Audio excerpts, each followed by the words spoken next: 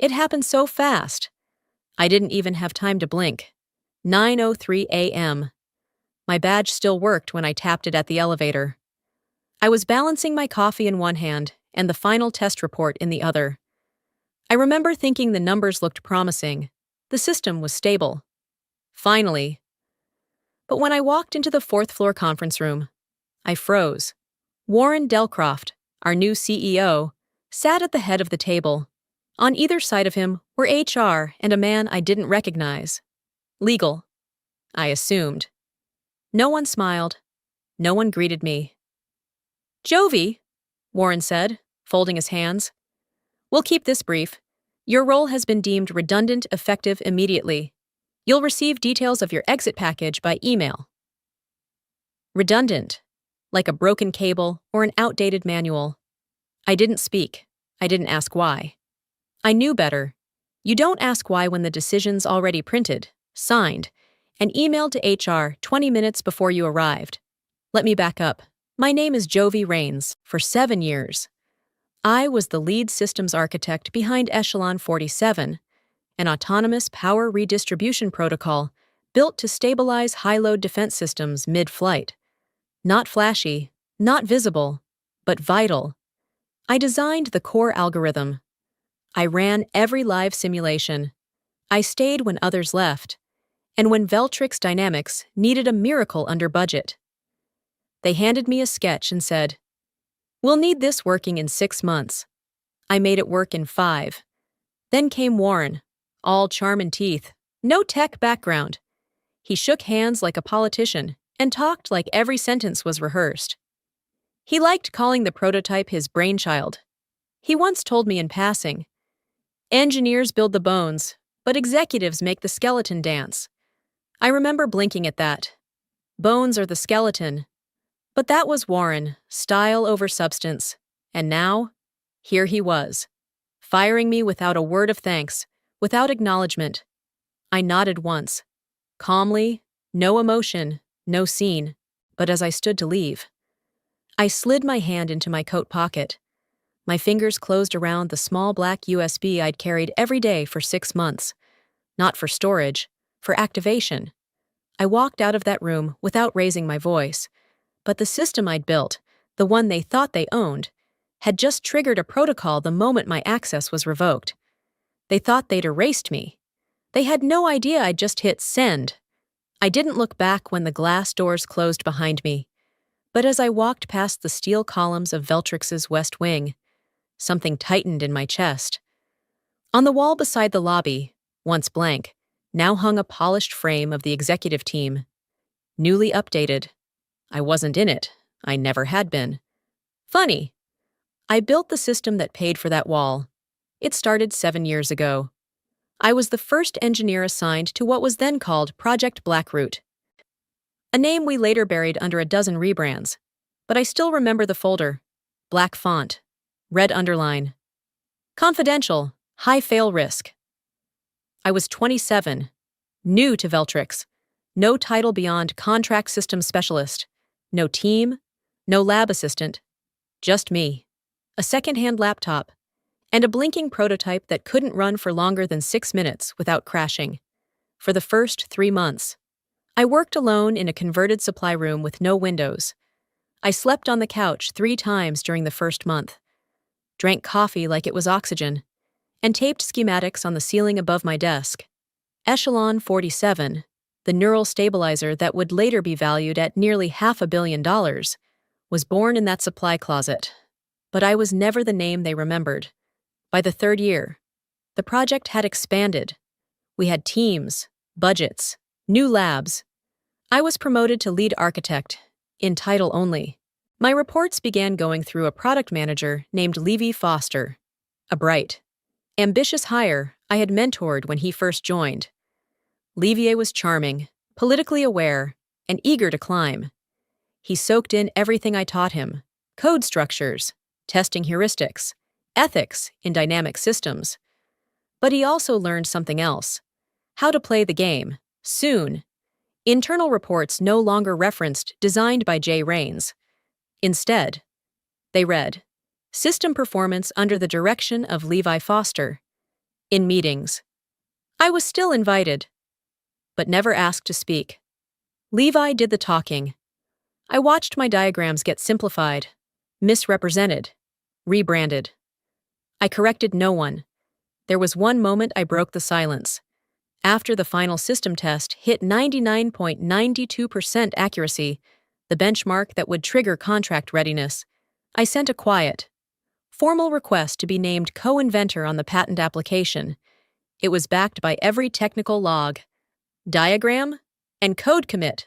I didn't expect a parade, but I expected fairness. Warren never replied. But Levi did. Jovi, now's not the time to push. Let's keep things focused. The investors are watching. A week later, I found out Levi had advised against adding me as co-inventor, citing role ambiguity and project continuity concerns. I didn't reply. After that, I stopped submitting change requests. I stopped correcting people in meetings. I stopped asking for anything, but I never stopped working. Every line of code I wrote was documented in private logs.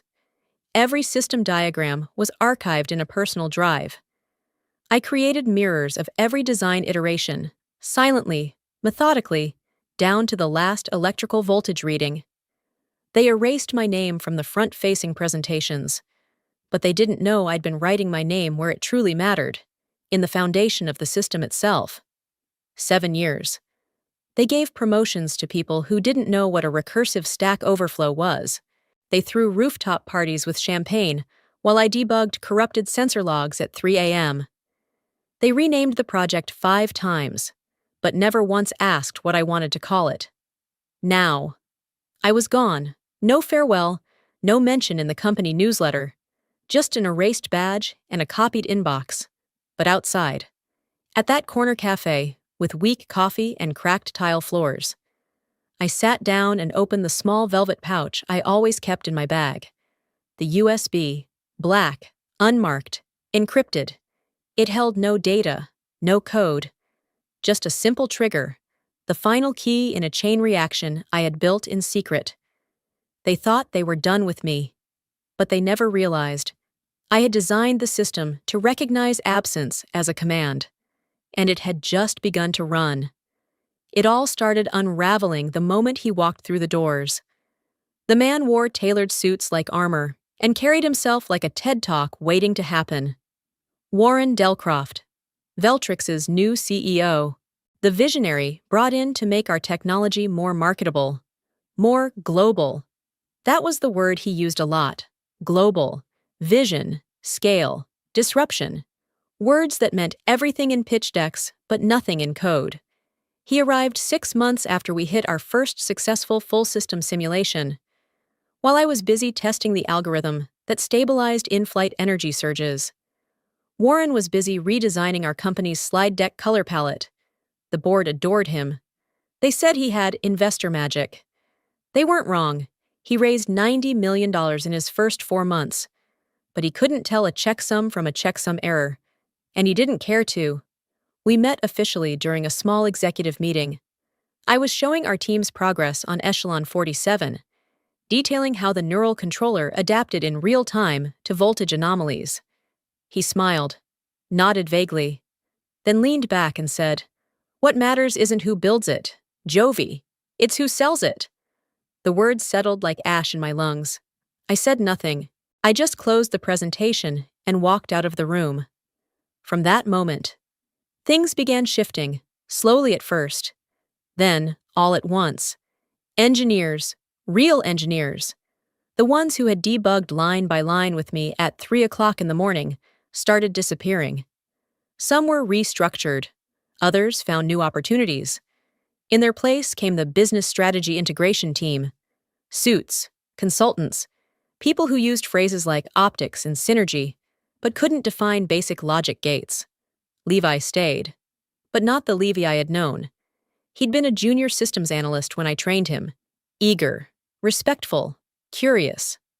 Now, promoted to chief product liaison. He wore silk ties and avoided eye contact. He started calling me Ms. Rains in meetings.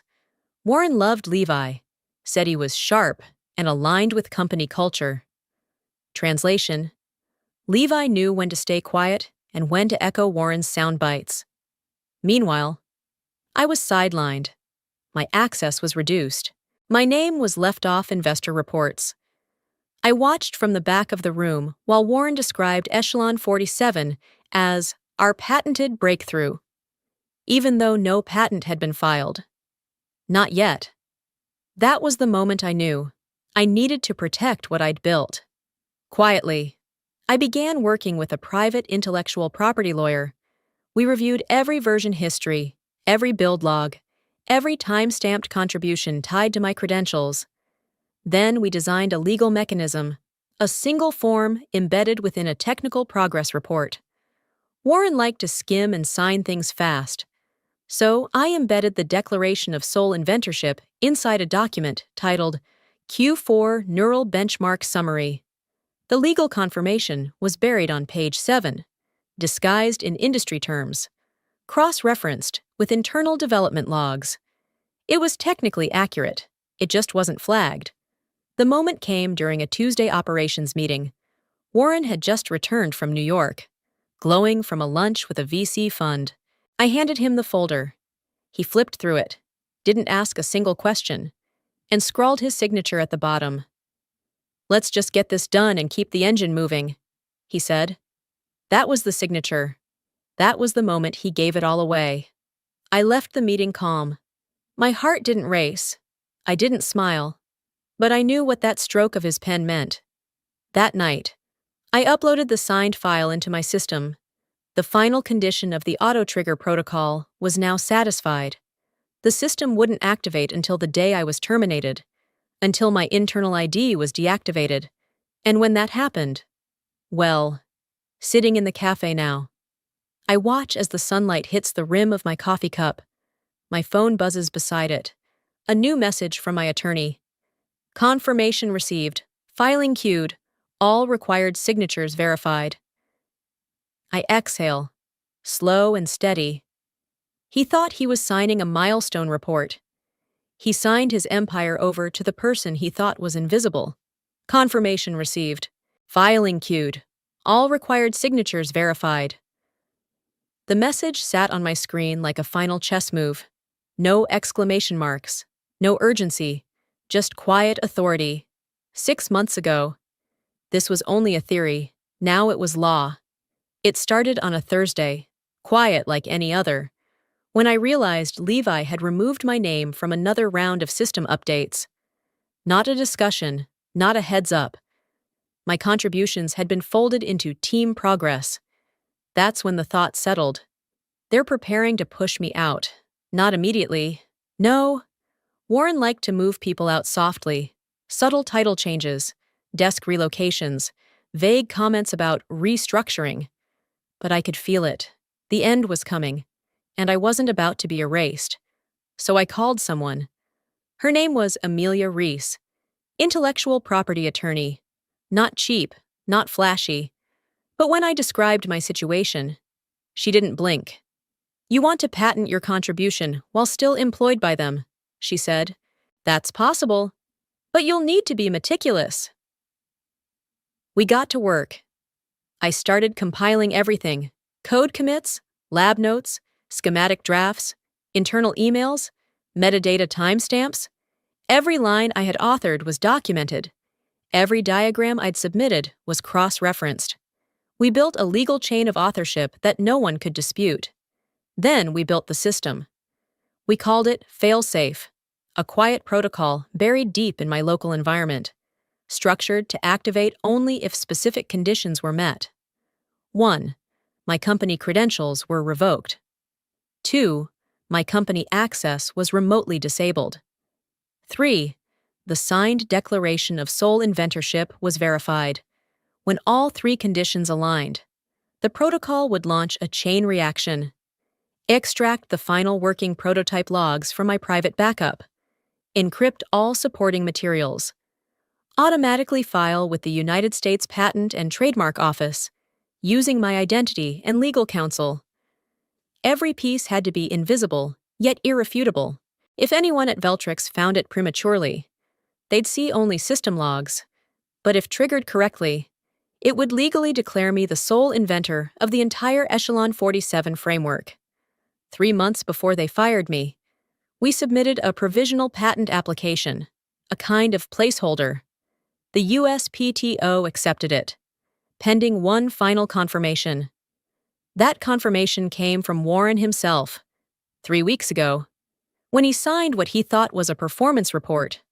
In reality, he'd signed off on my inventorship, embedded in the document's fine print. He didn't read it. He never did. I saved that signed document, uploaded it to Failsafe. Then I waited.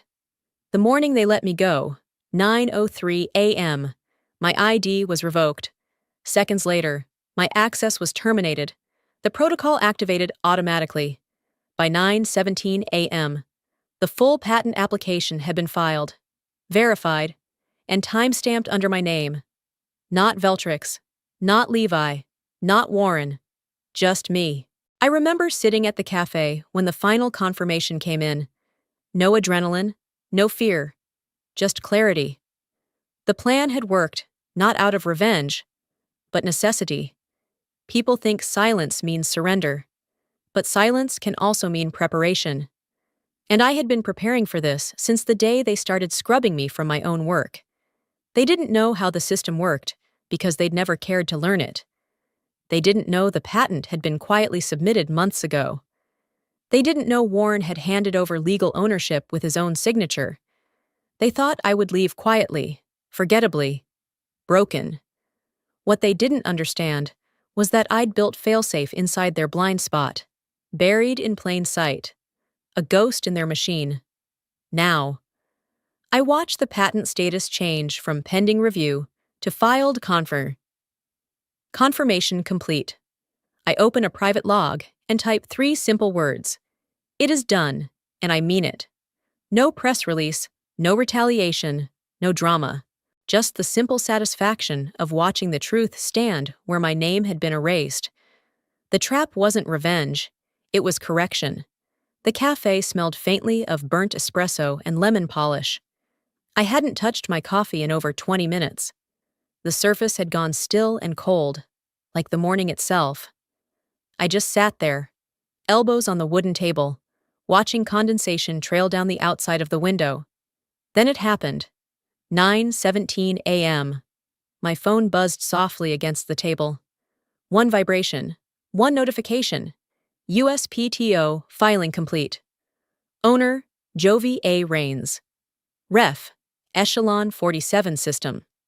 I stared at the screen, not with surprise or even relief, but with the kind of quiet exhale that only comes when something long overdue finally clicks into place. I didn't smile, I didn't move. I just let the weight of the moment settle across my chest like a well-fitted coat. 6 months. 6 months of planning, building, encrypting, mirroring, testing. All of it had led to this. Legal confirmation that I was the sole inventor of the system Veltrix had once believed they could take without consequence. And the best part? I wasn't the only one who got that email, because the original provisional filing had been drafted using a version of the internal development report chain. The system's confirmation email had automatically copied everyone listed in the metadata, standard legal protocol.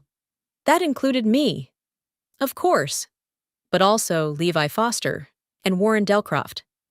At that exact moment, while I sat in the soft hum of a quiet cafe, Warren and Levi were receiving the same notification I was.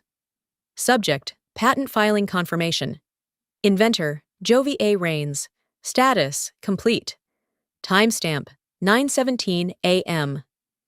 I could almost picture it. Warren, likely in a glass-walled meeting room, holding his phone in one hand, frozen halfway through a boast about quarterly projections. He'd tap the screen twice, thinking it was some status update.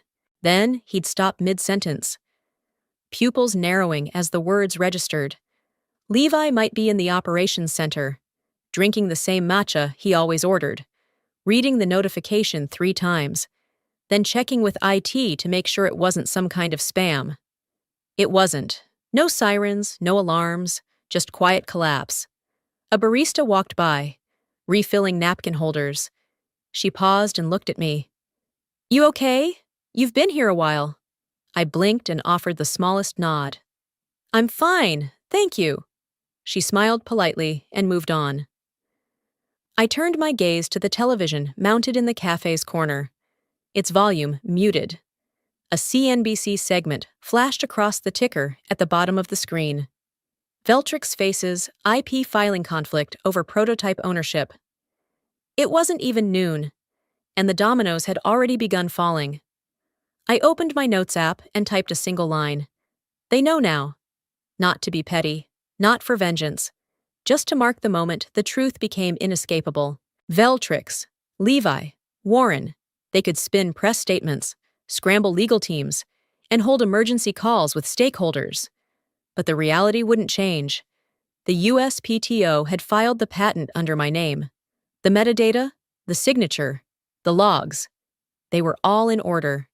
And the person who had signed off on the final confirmation? Warren himself. Not that they would admit it immediately. Men like Warren didn't accept failure. They denied it, reshaped it, tried to buy their way around it, but even he would understand. Once the lawyers finished reading the confirmation. I wasn't the storm. I was the tide that had already risen. Another email appeared in my inbox. From a Veltrix legal assistant, someone I didn't recognize. We'd like to clarify the ownership matter of the Echelon system. Please let us know if you're open to discussing terms. I didn't open it. I didn't delete it. Either. I just marked it, unread. Then I stood, gathered my coat and bag, and walked out of the cafe. The wind had picked up outside, but I welcomed the chill. They had tried to erase me, but I'd spoken in the only language they truly understood. Legal, technical, permanent, and I had spoken first. I knew Levi had gotten the email too. The USPTO confirmation. The subject line was probably still blinking on his screen while he sat frozen, trying to figure out how everything had slipped so far. So fast. He had once been the first to believe in me, or maybe I was the one who believed in him. It's hard to remember now. When Levi joined Veltrix, he was clumsy, eager, and a little too proud of his undergrad degree. But there was something raw in him, sharp and honest, and I took him under my wing. He didn't know how to structure dynamic load tests or write clean, modular code, but he learned fast, and he listened. Back then, he listened to everything. I covered for him when he crashed the simulation server. I defended him in meetings. I even gave up a weekend to help him rebuild his first failed prototype. We spent long nights in the lab with stale pizza and cheap coffee, debating system ethics and control logic like we were building something that actually mattered. But things started to shift when Warren arrived. I saw Levi change, slowly, subtly. He got invited to more meetings, started dressing sharper, started using words like optics and positioning. He didn't talk about code anymore. He talked about leverage. At first, I thought it was just growth. I mean, who was I to resent him for climbing? But then he stopped looping me into decisions about my own system. He began editing my documentation, softening technical risks, rewriting things for presentation clarity. And then came the email, a month before I was fired. I sent Levi a short note. I had been cautious, professional. I wrote, "If this system is ever shut off from the wrong end, it's designed to purge core code archives. It's buried. Be careful." He didn't respond. Later, I found out he flagged it low priority and forwarded it to IT. He thought I was bluffing. Today, he found out I wasn't. I can picture him now, rushing into the secure server room, demanding backups of Echelon 47, voice tight with urgency. I imagine the tech pulling up the screen, only to go pale. No logs, no backups, everything's gone. Secure deleted from root access. Levi would have asked who triggered it, and the answer would have hit him harder than anything I could say. No one. It was the system itself. Triggered the moment my credentials were revoked at 9:03 a.m. Exactly as I designed. He was the only one I had warned, the only one who could have stopped the purge. And he ignored me. I don't think he meant to betray me at first. Maybe he thought he was protecting the company. Maybe he convinced himself I was being emotional, or difficult, or too attached. But silence is still a choice, and so is loyalty. He chose Warren. He chose comfort. He chose power. I was no longer useful to him, not promotable, not political, just a shadow in the corner of the room he was trying to join. And now, the system we built together was gone, at least for him. I don't hate him, not even now, but I do mourn the version of him I once knew. The version who stayed up until 2 in the morning, arguing about algorithmic bias. The version who called me Joe and meant it. The version who used to ask why. Instead of, how do we spin this? That Levi is gone. And the one who remained? He's staring at his inbox right now, trying to write an apology he'll never send. I know because I saw his name pop up in my inbox. Drafted, deleted. I don't need his sorry.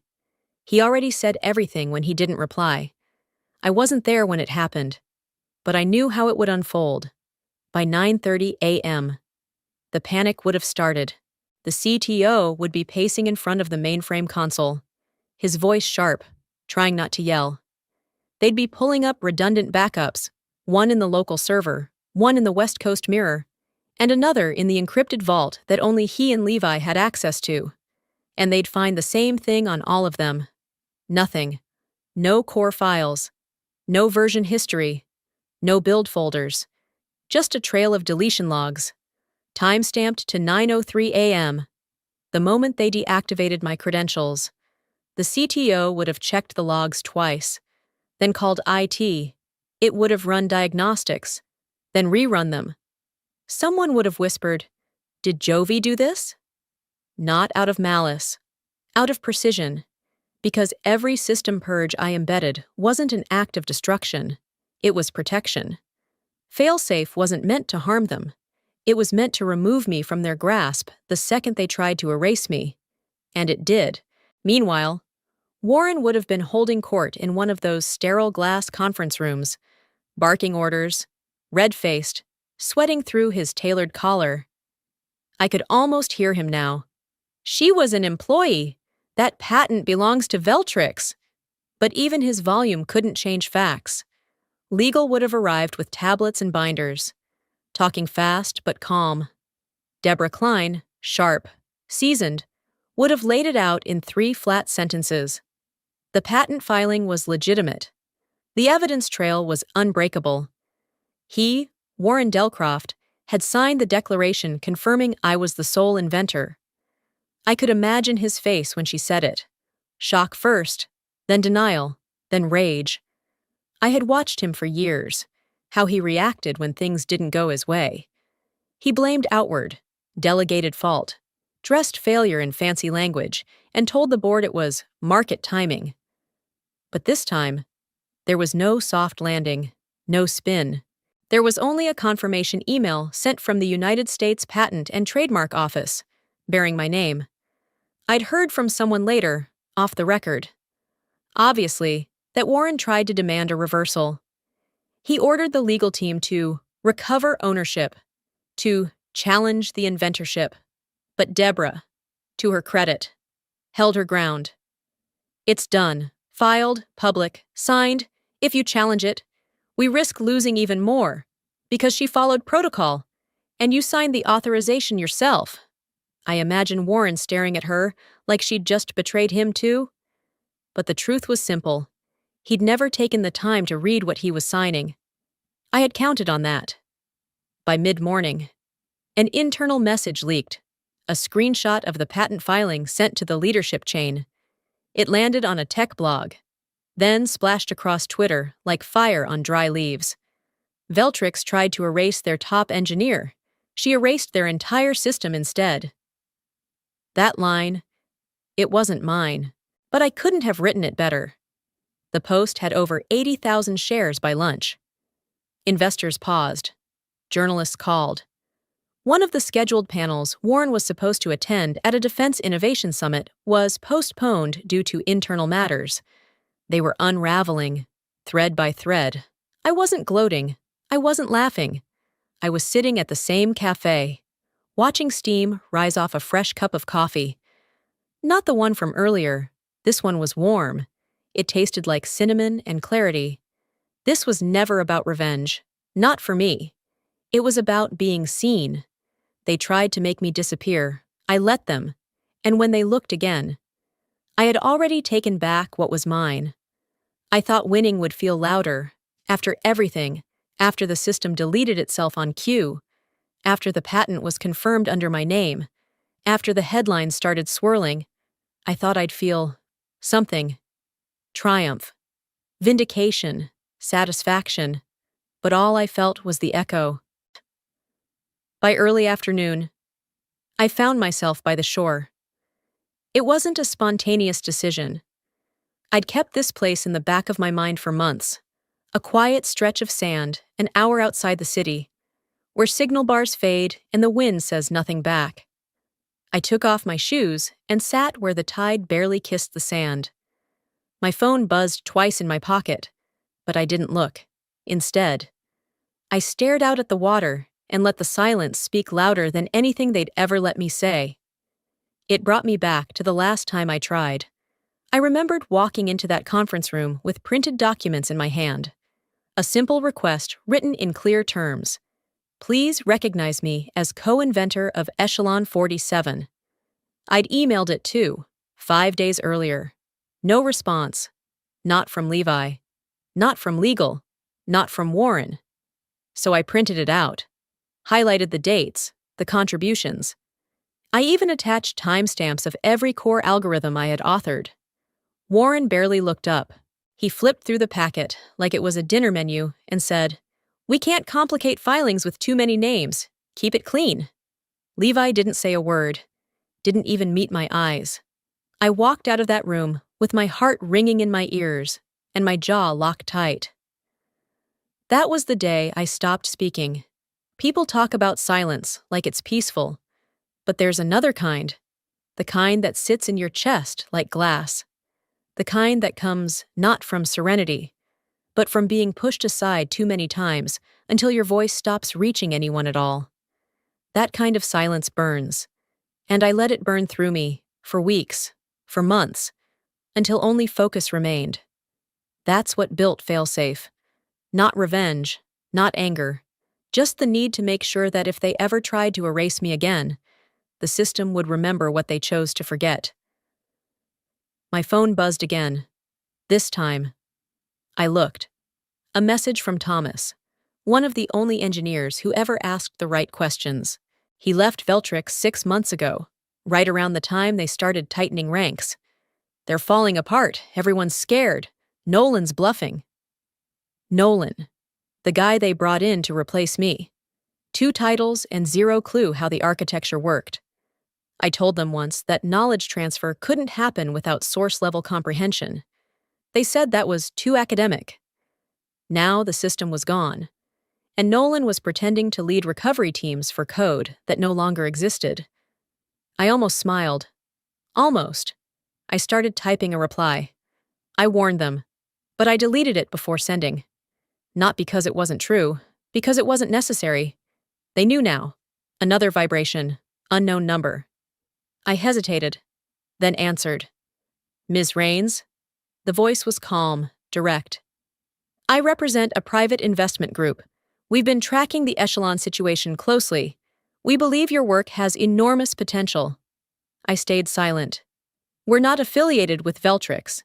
In fact, we've declined to invest in them for years. But we're very interested in you. Would you consider licensing the system outside of Veltrix? I let the question hang in the air between us. Then I asked, why now? Because now, we know who really built it. I didn't answer. I thanked him, told him I'd think about it, and ended the call. As the waves rolled in again, I felt something loosen inside me. Not joy, not pride, just clarity. They buried my name. I let them. I even stayed silent when it hurt most. But now they needed my permission just to say it out loud. And I hadn't given it. Not yet. I woke up to the sound of my phone vibrating on the nightstand. For a second, I thought it was just an alarm, but as I turned it over, the screen lit up with over 100 notifications, mentions, messages, email subject lines in all caps. The first thing I saw was a headline that nearly knocked the breath out of me. Fired at 9:03 a.m. Patented at 9:17 a.m. 450 modern prototype no longer belongs to Veltrix. I blinked, sat upright, read it again. There it was. My name. My timeline. Their mistake. The article had been posted just 4 hours earlier, but it had already spread across 3 major tech outlets and was climbing the front page of Reddit. Someone, probably someone in legal, or someone fed up, had leaked the filing timestamp, the footage from the termination room, and my USPTO confirmation. The journalist didn't hold back. Veltrix Technologies, once hailed as the rising force behind autonomous defense intelligence, now faces legal scrutiny after firing their lead engineer minutes before a $450 million patent filing, one filed under her name. Not theirs. I stared at the screen for a long time. My coffee had gone cold on the windowsill beside me, and I hadn't even noticed. I scrolled further, screenshots from internal emails, a side-by-side of my dismissal at 9:03 a.m. and the patent's public record timestamp, 9:17 a.m. They weren't just reporting the story, they were dissecting it. And then came the video. Warren, CEO, showman, spin artist, was seated under harsh studio lights on a national morning news segment. His posture looked perfect, but his smile was off. Tight, strained. The host didn't waste time. Mr. Delcroft, can you confirm whether Veltrix currently holds any rights to the Echelon 47 prototype? Warren's voice came out clipped. There are ongoing legal clarifications regarding ownership. I wouldn't want to speculate while our team evaluates the filings. The host leaned in, unimpressed. And were you aware that the filing timestamp aligns precisely with the termination of your former engineer, Ms. Jovi Rains? He blinked too many times. Look, he said, adjusting his cuffs. We've always supported Jovi. She was a valued team member. This development is as surprising to us as it is to anyone else. And that's when it happened. That's when the internet took over. Within 30 minutes, a former Veltrix employee posted a grainy audio clip on Reddit. It was the recording of my termination meeting. I hadn't even known they'd saved it. Warren's voice in that room? Cold, clear, no confusion, no support. Just one line. Your role is redundant. Your access will be revoked effective immediately. It was the perfect contradiction. On national TV, we always supported her. On the record, we don't need you anymore. By noon. The clip had been viewed 2 million times. Someone spliced it into Warren's interview and added text overlays. The video went viral on TikTok. On Twitter, Warner Justice for Jovi was trending alongside Wordro Veltrix lied and Deo Reigns not Veltrix. The internet had chosen its side. And for once, it was mine. Investors started issuing statements. One hedge fund posted, "We are pausing further involvement with Veltrix pending internal review." Another followed suit within the hour. I didn't smile. I didn't post anything. I didn't answer the dozens of reporters now clogging my inbox. Instead, I just watched. I watched the company that buried my name now scramble to salvage theirs. I watched the man who once told me, "It's not about who builds it, it's who sells it," sit there, selling lies in a suit that didn't fit as well anymore. And the beautiful irony? I didn't need to raise my voice. I didn't need to call them out. The truth had done that for me. That afternoon, another email came through. It was from the investor who'd called me the day before. The subject line read, "The offer still stands." No pressure, no assumptions. Just one sentence in the body of the message. You're in control now. And for the first time in years. I believed it. The subject line made me stop scrolling. Proposal for acquisition of IP. Urgent. It came from Veltrix Legal. Short, polite, corporate. Almost sterile, like the bloodless version of an apology no one meant. I opened the email. The body was less than 5 paragraphs, most of it posturing. We recognize the strategic value of the Echelon 47 prototype, and we propose a mutually beneficial acquisition of patent rights. I skimmed past the legal padding and landed on the number. $8 million. They wanted to buy it back for $8 million. Not a licensing partnership, not equity, just a lump sum offer with fine print buried below. A 2-year exclusivity clause preventing me from licensing the tech to any competitor.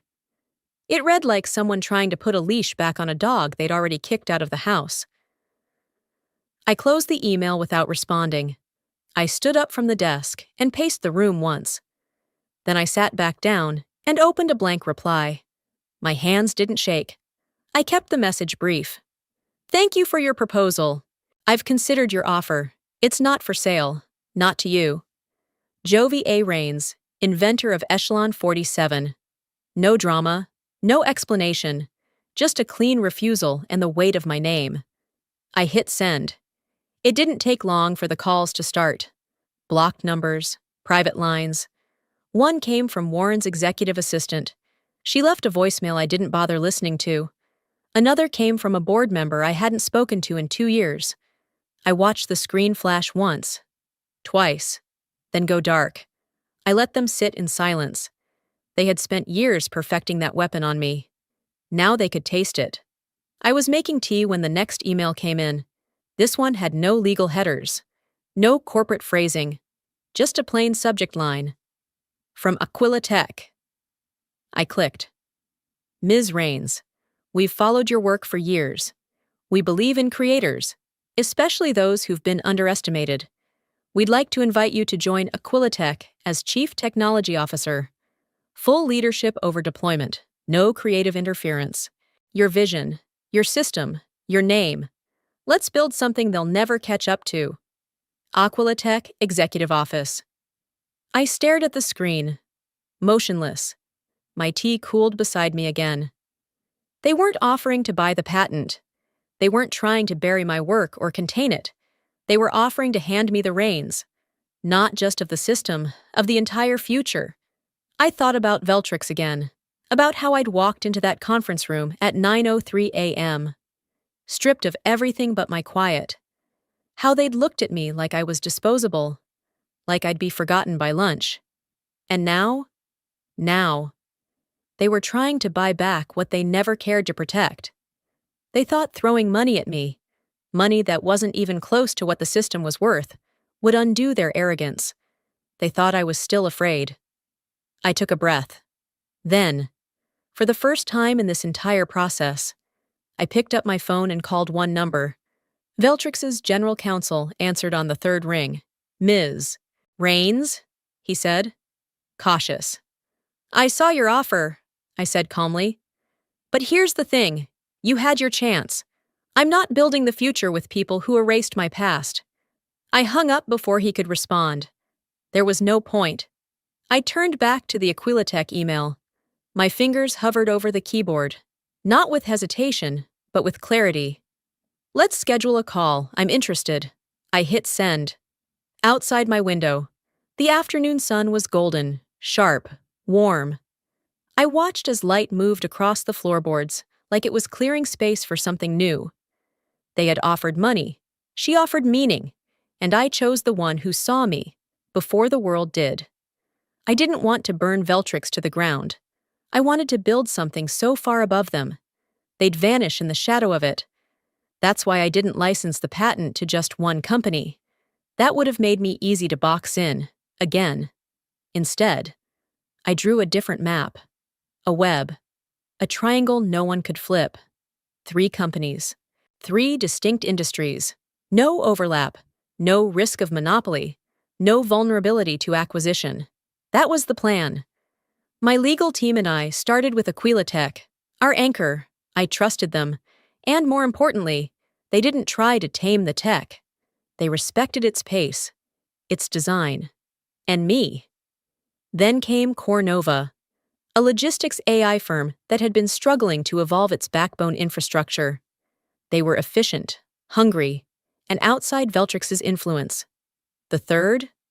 Kellendine, a green energy think tank whose automation systems were 5 years behind the curve, until Echelon 47 landed on their radar.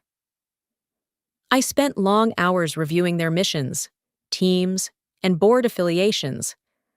I wasn't just licensing software. I was choosing who got to touch what I built with my hands, alone in a room for 7 years.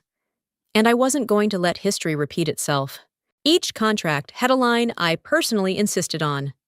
Licensee shall not partner with, sub-license to, receive funding from, or merge with any entity previously affiliated with Veltrix Technologies. I didn't hide it. I didn't make it subtle. I made it binding. The moment Veltrix touched any part of their operations, the deal would dissolve. Some negotiators pushed back. One asked if we could remove the clause and replace it with a more neutral industry ethics provision. I didn't raise my voice. I just smiled and said, "You're not buying the code. You're entering its ecosystem, and in this ecosystem, I don't tolerate parasites." We signed the contracts over the course of 10 days. 10 of the most calculated days of my life. Once the ink dried, I stood in my new office, floor-to-ceiling glass, overlooking a skyline that didn't know my name a month ago, and watched the emails come in. Echelon 47 was alive again. Not in one company, but in 3. Each had a different application. Each had a different roadmap. But at the heart of every rollout, every model, every line of logic pulsing through their systems was my work. Veltrix wasn't mentioned in any of the briefs. Until they were. Not by me. By one of their own. At 3:27 p.m., I got a ping from my assistant. "Have you seen Twitter?" I pulled it up and blinked twice at the headline. Granite Partners official. We no longer see strategic alignment with Veltrix's leadership and direction. Effective immediately. We are withdrawing our position. Granite was Veltrix's largest investor. They'd backed the Series C. They owned 18% of the company. And now they were walking away. In public. The comments exploded underneath the tweet. "This is about the patent, isn't it?" No recovery after this. They fumbled a 450 melter system and fired the woman who made it. Granite saw the writing on the wall, and her name was on it. I leaned back in my chair, exhaling slowly. I didn't need to sue Veltrix. I didn't need to fight them in court. I didn't even need to speak their name again. Their collapse would be silent, self-inflicted, like a machine running out of code. That night, I stayed late in the office.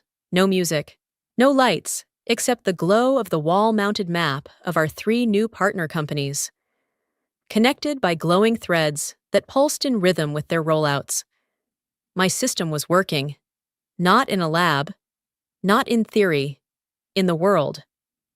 I looked at the map, my name stamped discreetly in the corner of the interface, and whispered, "You don't win by erasing enemies. You win by making them irrelevant." The fax was delivered to Veltrix headquarters at 9:02 in the morning. 1 page, black and white. But it may as well have been a bomb. It contained the fully approved patent certificate for Echelon 47, stamped and sealed by the U.S. Patent and Trademark Office. On page 2, a high-resolution image of Warren Delcroft's signature. Right there. Clear as day, next to the line that read, "Confirming technical ownership." He signed it himself, months ago, thinking it was just another monthly report. And now, it had come full circle. I didn't wait for the phone calls or the panicked emails. I didn't need confirmation that it had landed. I just got up, got dressed, and drove. Veltrix's lobby was quieter than I remembered. The receptionist blinked twice when she saw me, but didn't speak. I gave her a slight nod and continued walking. No clearance badge, no check-in, just purpose. I walked the same halls I used to walk every morning for 7 years. My shoes echoed off the tile. A few familiar faces glanced up from their desks. Some stiffened, others just looked down. I passed the engineering bullpen, the cafeteria, the broken espresso machine they never replaced. And then, finally, I reached the old lab. It hadn't changed. Well, except for one thing. The wall of honor was still there. Stainless steel nameplates, neatly mounted. For every department lead. I knew exactly where mine used to be, right in the center. Beneath, lead systems architect. Now it was just a blank rectangle. 4 holes where the screws had been. I stood in front of it for a moment, my fingers brushing the empty space like I was tracing something invisible. Then, slowly, I reached into my coat pocket and pulled out the plate. It was the same one they took down the day I was fired. I had retrieved it later, quietly, like everything else I did. I aligned it with the marks, took out a small screwdriver, and restored it to its rightful place. Click, click, click, click. I stepped back. There it was. My name, etched, permanent, undeniable. I didn't need applause. I didn't need forgiveness. I just needed the truth to sit back in its place. Then I turned and walked to the center work table. There, I gently placed a small silver USB drive, brand new, completely empty, next to it. I left a folded slip of paper. On it, in my handwriting, were just 6 words. Next time, read what you sign. No threats, no accusations, no anger, just closure. As I walked back down the hallway, I felt none of the heaviness I had carried for so long. No more knots in my stomach, no more waiting to be seen. Outside, the sun was warm against my face. I inhaled deeply, letting the air fill every corner of me that had gone hollow during my time at Veltrix. They had tried to erase me, but erasure only works when the one being erased stays silent. I didn't scream, I didn't fight loud, but I documented everything. I built quietly, I exited wisely, and I returned, not to destroy, but to leave something behind they could never forget. A memory, a mirror, a warning. Sometimes, you don't win by overpowering your enemies. You win by making them irrelevant, by outlasting them with clarity, precision, and truth. Have you ever been underestimated or erased, only to come back stronger than they ever imagined? Share your story in the comments. If Jovi's quiet revenge spoke to something deep inside you, like this video, share it with someone who needs courage today. And don't forget to subscribe for more powerful stories that prove silence isn't weakness, it's strategy.